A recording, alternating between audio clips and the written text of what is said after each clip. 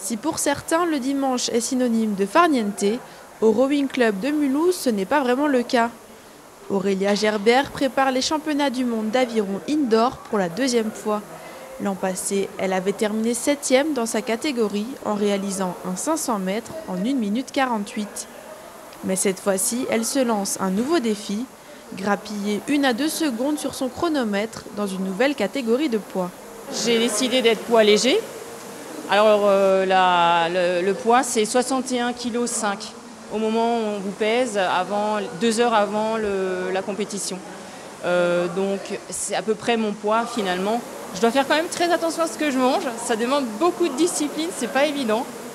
Et l'eau, je peux vous dire, l'eau pèse très lourd. Et comme on va courir le soir, en général 61,5 je l'ai le matin, mais pas forcément le soir. Donc je ne sais pas encore comment je vais gérer ça, c'est une difficulté supplémentaire. Juste devant elle, Michael Laquelle s'entraîne aussi. Atteint d'un handicap au niveau des membres inférieurs, il se mesurera ce week-end aux athlètes de handi aviron qui, comme lui, pratiquent à l'aide d'une assise fixe qui ne se coulisse pas. Michael se prépare pour un 2 km. Depuis 3 mois, il s'entraîne tous les jours. Pourtant, il y a 1 an, il n'avait encore jamais fait d'aviron et c'est un peu par hasard qu'il s'est retrouvé à participer au championnat du monde de la discipline. L'aviron, j'ai connu ça à partir de juin dernier.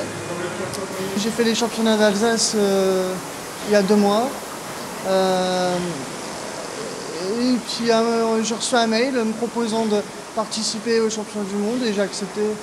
Ça s'est fait sur un coup de tête en fait. Sur le vélo, Jean-Pierre Talamona.